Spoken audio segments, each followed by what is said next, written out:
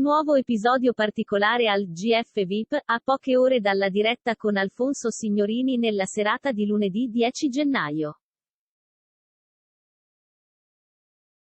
I protagonisti della vicenda di cui vi stiamo per parlare sono stati Gianmaria Antinolfi e Loulou Selassie.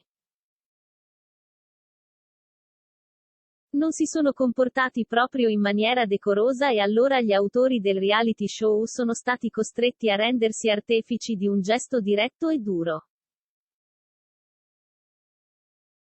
Anche perché, soprattutto la principessa etiope, si trovava in quel momento a fare una cosa che ha indispettito la regia.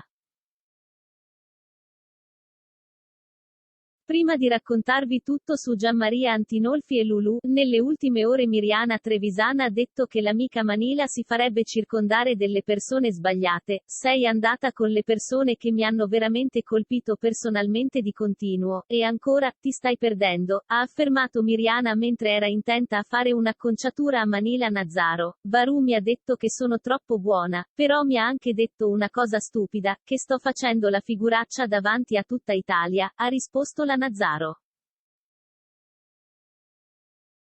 Non è la prima volta che gli autori hanno dovuto optare per l'intervento duro, ma sicuramente questo episodio riguardante Gianmaria e Loulou Selassie farà discutere molto.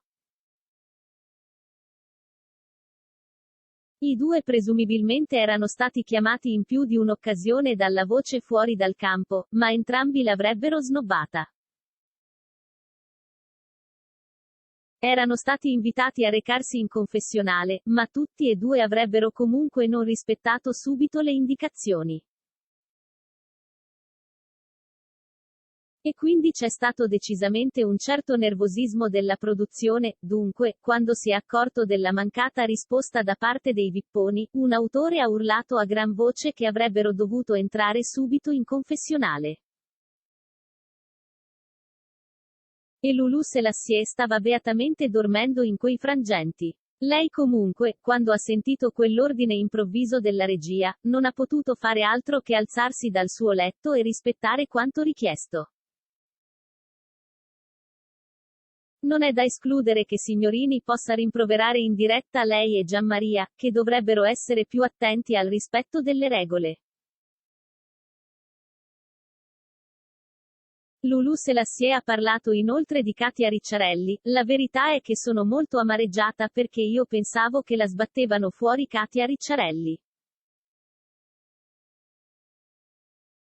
È un messaggio orribile questo che è passato. Questa estate un ragazzino non italiano, guarda caso proprio etiope, si è tolto la vita, 15 anni aveva, perché gli dicevano di tornare al suo paese, voleva fare il calciatore e invece alla fine ha preferito farla finita.